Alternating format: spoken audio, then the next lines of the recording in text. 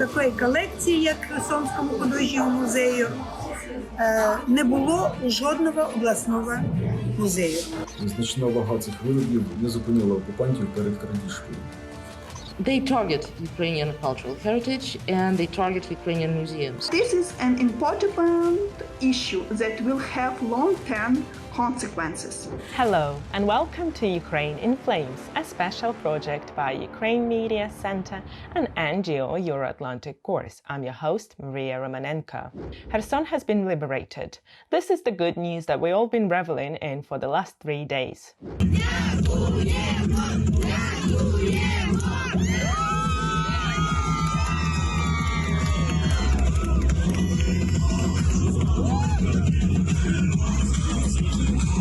But let's not relax just yet. The city appears to be mined throughout and crucial items have gone missing. These include paintings and they're important for Ukrainian history, city and gold. If you want to find out more, please continue watching this video and subscribe to our channel so that you don't miss our videos in the future. Alina Dotsenko, the director of Shovkunenko Regional Art Museum in Kherson, dedicated 45 years to it. This museum was reportedly fully cleared out by the Russians over the last couple of weeks. Dotsenko tells us how she tried to preserve the museum's collection and how locals in Kherson saw the collection being driven out. Це життя. У мене його вкрали. І вкрали Україну. Вкрали, тому що такої колекції, як в Херсонському художньому музею, не було у жодного обласного музею. Ну, так сталося. Ми відкрились 45 років тому в дуже красивій будівлі, пам'ятка архітектури. І багато художників, багато музеїв, багато колекціонерів мали за честь передати в дар, чи продати, чи другі були у них помисли, щоб їх роботи, їх діти остались в такому красивому музеї. А коли майже англічани приїхали до нас в гості, і я приймала їх, вони не повірили, що в обласному музеї може бути так гарно. Вони сказали, у нас і во Франції, і в інших музеях, як в театрі, на сцені гарно, а там, так. А у вас завжди гарно, але не було комп'ютерів, не було нічого у нас. І вони поїхали в Англію і були потрясені, і запросили мене в гості, графство Бедфордшир. За їх, я приїхала, прилетіла, і з графом зустрічалась, і всі музеї Англії були, і зустрічі в Кембриджі, а потім приїхала велика делегація музейників. Тому що вони мені не могли повірити, що у нас є Пітер Лалі. Як? У нас його мало. Але так. І коли вони були у нас тиждень, поїхали під великими такими, впечатлення такі були великі. Вони надіслали в дар багато комп'ютерів. Ми перший музей, який мав комп'ютери. Завдяки тому, що така велика, багата колекція і таке відношення до сохранності колекції. Так що, коли почалась війна, я дуже намагалась колекцію спасти. Але як? Я її прятала до останнього, тому що великий ремонт, будівельні ліса, будівельний навкругу нашого музею забор, і довго, майже декілька місяців, коли всі установи були окуповані, окупанти вірили, що я колекцію до ремонту вивезла. Але бігали до комендатури окупантів наші музейні співробітники, кого я не допускала до фондів, які і організували крадіжку Віка, світову крадіжку, з 31 жовтня по 4 листопаду багато фур, багато автобусів, багато грузчиків, майже 50, але різної національності, як бачили херсонці, які ризикуючи знімали, фотографували, проїжджає машинами, намагались проїхати декілька разів. І от так майже 5 діб вивозили колекцію. Andrii Lopushynskyi is a museum expert who worked as researcher at the Kherson Regional Museum of Local Lore between 2002 and 2017. He suggests that the driving out of his museum's collection could have been planned for many years. Через тимчасову окупацію міста Херсона російськими військами колекція Херсонського обласного краєзнавчого музею зазнала втрат. Зараз ми не можемо оцінити розмір цих втрат. Музей знаходиться під охороною поліції і чекає на перевірку Державної служби з надзвичайних ситуацій. Після цього науковці зможуть потрапити до середини і оцінити розмір втрат. Херсонці бачили, як грузові автомобілі під'їжджали до музею і загружалися експонатами. В тому числі це були кам'яні вироби античного періоду. Значна вага цих виробів не зупинила окупантів перед крадіжкою. З перших днів окупації херсонці пропонували допомогу керівництву музею в заходах по убезпеченню колекції. Тобто необхідно було розібрати експозицію і перемістити експонати у фонди.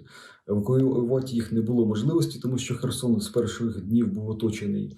Але ці заходи по переміщенню експонатів з експозиції у фонди необхідно було все одно провести. На жаль, керівництво музею відмовилося від цих пропозицій і пішло на співпрацю з окупантами. Виставки продовжували діяти, на них проводилися агітаційні заходи, і частина співробітників музею разом з керівництвом почало співпрацю з окупантами і брала участь також у агітаційних заходах на території міста. Колекція Херсонського краєзнавчого музею представляє інтерес для окупантів в тому плані, що звичайною політикою Росії є використання чужих пам'яток у позиціонуванні себе як великої держави. Тобто, наприклад, коли в Європі проводяться виставки під загальною назвою «Європа без кордонів» і Росія бере в них участь, то там вона демонструє експонати, наприклад, епохи бронзи з території України, підписуючи їх як експонати з території Російської імперії. Тобто це предмети, які були вкрадені з території України ще більше 100 років тому. І така ж доля чекає і на експонати, якщо ми їх не повернемо, експонати, які були вивезені зараз. На жаль, керівництвом музею не було в свій час зроблені електронні каталоги колекцій, і досить складно буде швидко зробити списки втрачених предметів.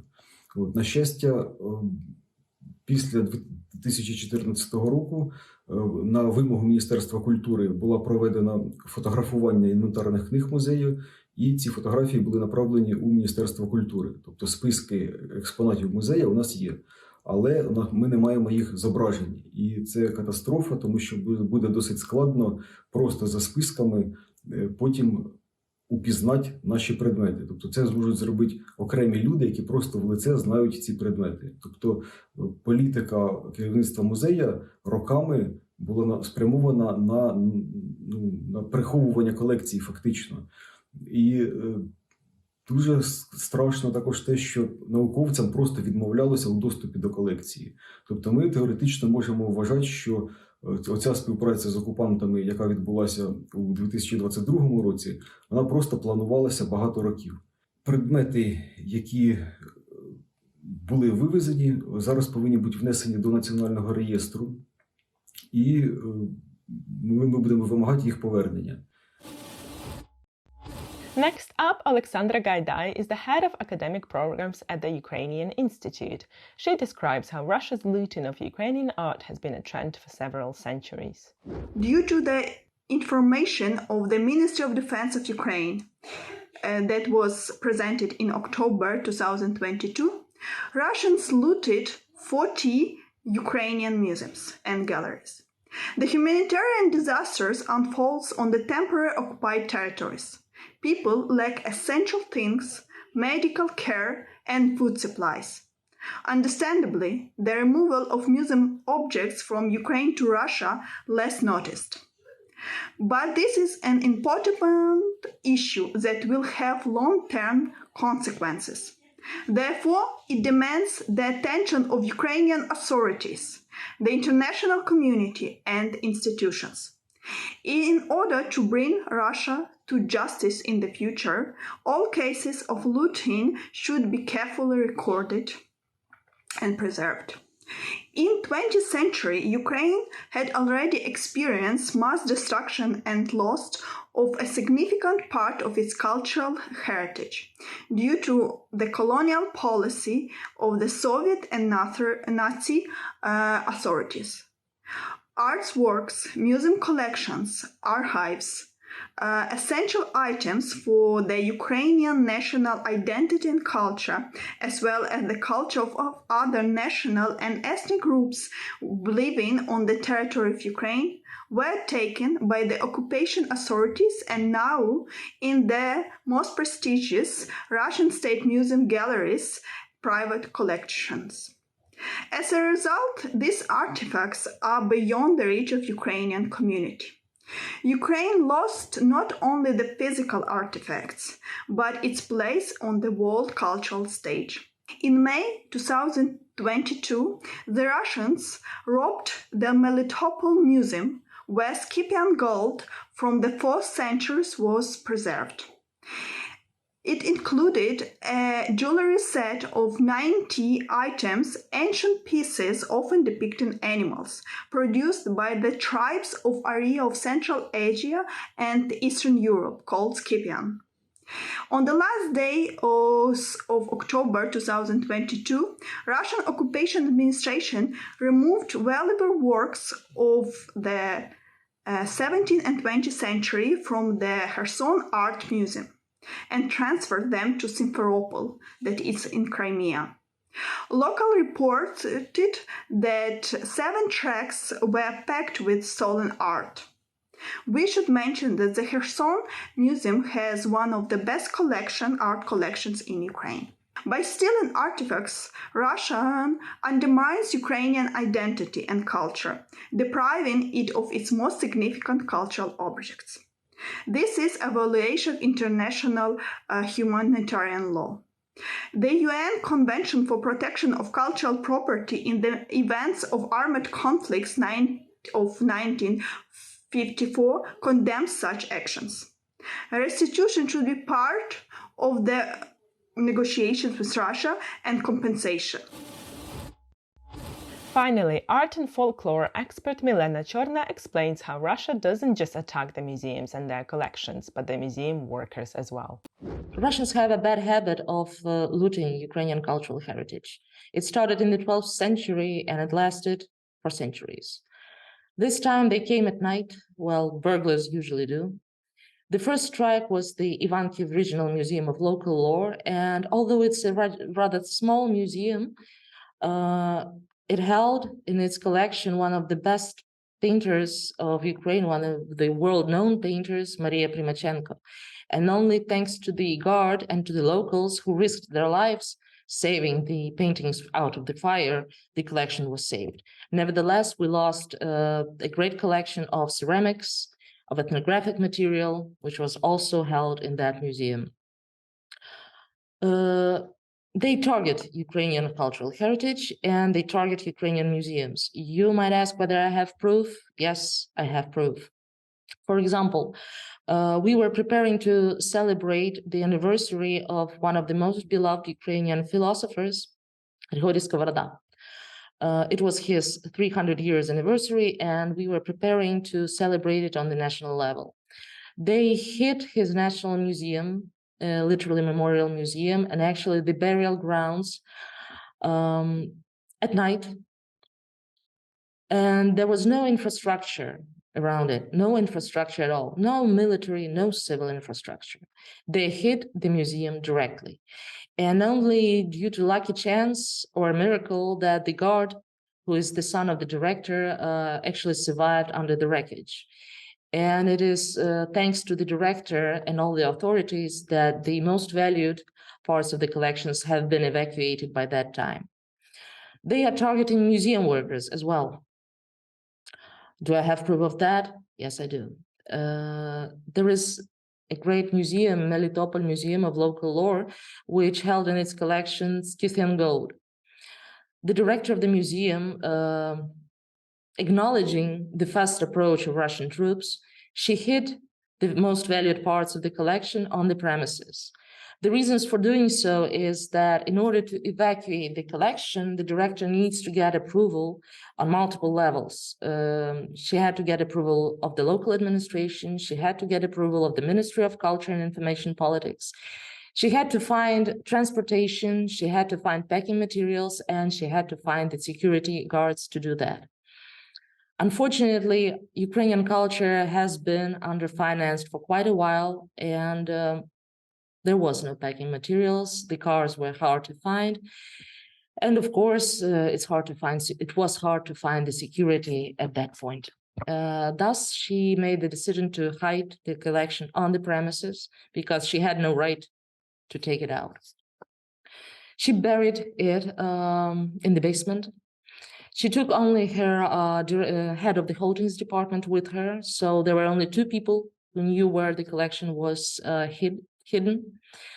And when Russians came and they actually occupied the town of Melitopol in about 2-3 days, as you can see, there was no chance to evacuate. They kidnapped her within the first day. They kidnapped her and they held her hostage for almost a week, applying psychological and physical pressure in order to find out the hiding place.